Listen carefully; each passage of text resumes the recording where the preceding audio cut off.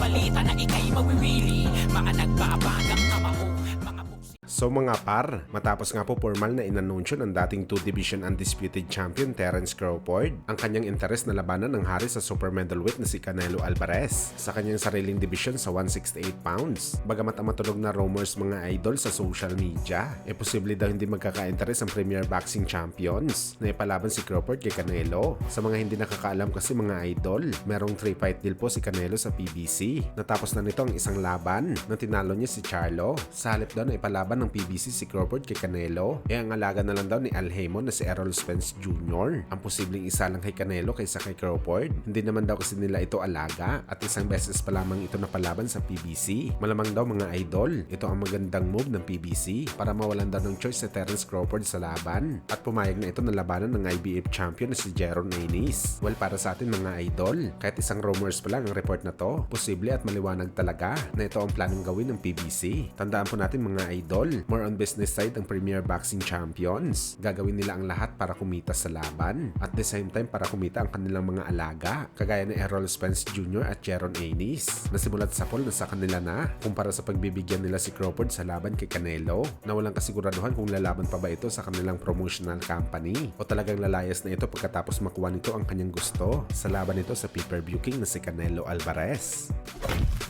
Samantala Mexican legend na si Erik Morales mga idol, pinanatan ng kapwa nito Mexican legend na si Juan Manuel Marquez kung saan mga idol sa naging maikling panayam po ni Morales. Kwestiyon nito ang pagiging mahusay ni Marquez sa laban kontra sa ating pambansang kamao Manny Pacquiao. Ano yan ni Morales mga idol? Hindi niya daw kailangan ng 4 na beses na laban kay Pacman para talunin ito sa bakbakan. Pero si Marquez daw mga idol, nangailangan talaga ng 4 na laban para makalanding ng lucky punch para manalo sa Pinoy legend. Simpleng mensahe lang ito mga idol galing kay Morales. Pero mabigat naman ang laman nito mga idol. Parang sinasabi kasi nito mga idol na tinalo niya si Pacquiao sa unang laban nila sa isang digmaan at fair na bakbakan. Pero si Marquez sa 4 na laban nito sa Pinoy legend, logi talaga ito sa bakbakan. Tayong naka-jackpot lang ng isang lucky punch. Dahilan kung bakit siya nanalo. Well, masakit man mga idol ang sinabi ni Morales. Pero may katotohanan talaga ang lahat ng to. Ayon kasi sa head coach ni Marquez na si Nacho Beristain, sakaling hindi daw nakalanding na malakas na kanan si Marquez na siya po ang nagpatulog kay Pacquiao, kinukonsidera nito mga idol na itigil na ang laban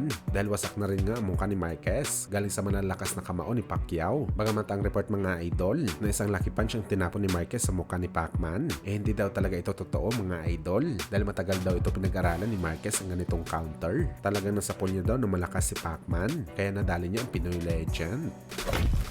Sa kabilang banda naman mga idol, General Casimero, ginawang #1 fighter ngayon ng Boxrec sa Pilipinas. Kung saan mga idol sumunod sa kanya si Marlon Tapales, Vincent Astrolabio, Mark Magsayo, Nonito Donaire Jr., Charlie Suarez, Christian Araneta, Melvin Jerusalem, J.R. Racanel at Mercito Hesta. Nagpapahiwatig lang talaga ito mga idol na sa ngayon si Casimero pa rin ang mukha ng Philippine Boxing.